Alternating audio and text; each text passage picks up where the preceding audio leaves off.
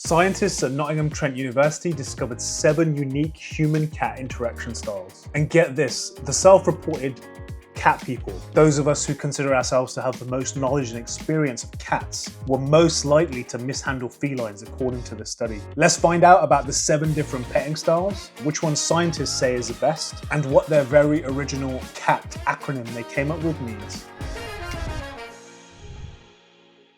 So this study had 119 people engaging with cats in a rehoming environment. This study was done in partnership with Battersea Dogs and Cats Home, which is a really great cat shelter in England. And scientists observed how things like personality, experience, and attitudes of all these people affected how they interact with these different cats. And by watching them, scientists identified 7 unique human-cat interaction styles. We're going to start with the worst one, which is touches red areas. These people just went for areas where cats generally don't like being touched, like the belly and the base of the tail. This style is least likely to be aligned with cats' preferences and is likely to invoke negative emotions. The second style was called attempts to engage, touching yellow areas. This style included people initiating contact, but they still touched areas which might not be preferred by cats. The third style was called holds and restrains the cat. As it sounds, it greatly reduces a cat's autonomy and comfort, potentially leading to stress or aggression over the course of an interaction. The fourth style was touches green areas. Just like the name says, this involves touching areas which are generally preferred by most cats, which are under the chin and near the ears and face. This style indicated a greater awareness of cat preferences. The fifth style was greater contact, touches yellow areas, and no play. So this one had a higher involvement of contact, touched the yellow areas, but it didn't play with the cat. So these people were just touching the cat for their own gratification. The sixth style was initiates, disengages contact, and touches yellow areas. In this style, people initiate contact and then disengage with the cat. Again, touching yellow areas which aren't optimally preferred by cats. The seventh style was passive but responds to contact with minimal touching. This is what scientists said was the best style, because it allows the cat to control the interaction, whilst the human is just passively responding to cues from the cat. Minimal touching is involved, which means accommodating a cat's preferences. Now, there's a few downsides with this study.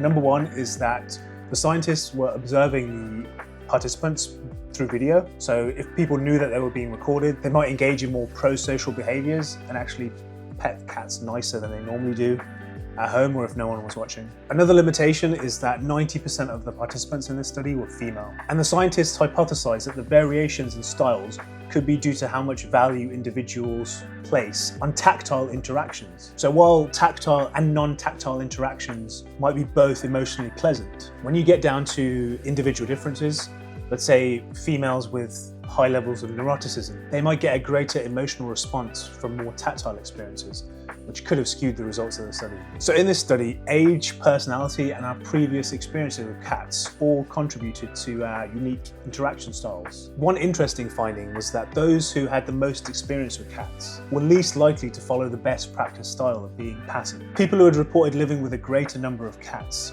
were less likely to give cats autonomy and control of interactions. And unsurprisingly, extroverts were more likely to initiate contact with cats in this study, while those high in neuroticism were more likely to hold the cats. You might think the green areas on this picture are very limited, but previous research by these same British scientists identified the 3 areas on a cat where almost all cats universally like to be touched, which is the base of the ears, the cheeks, and under the chin. So, how can you make sure that the next time you pet a cat, it is perfect? Well, in this study, the scientists came up with a great acronym called C.A.T. These guidelines will help you give your cat the perfect pet. C is for choice and control. Bend down, offer a hand, and let the cat decide if it wants to approach you. A is for paying attention.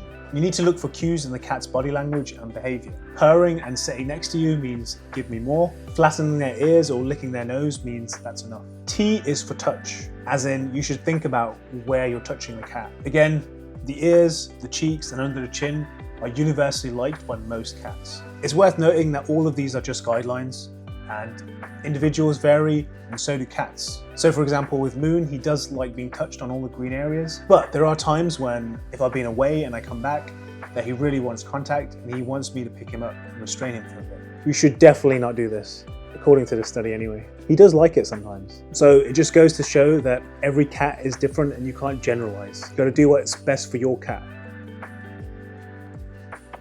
Another interesting take-home message from this study is that regardless of how much experience you have, there's always room to learn more about cats, and that animal shelters shouldn't discriminate against potential abductors who have never owned a cat before, because with the right support, everyone can make a great cat guardian. So there you go, you should now know the 7 unique human-cat interaction styles, the scientifically best way to pet your cat, and the handy cat acronym to apply when it comes to petting cats. Leave a comment to let me know which style you are.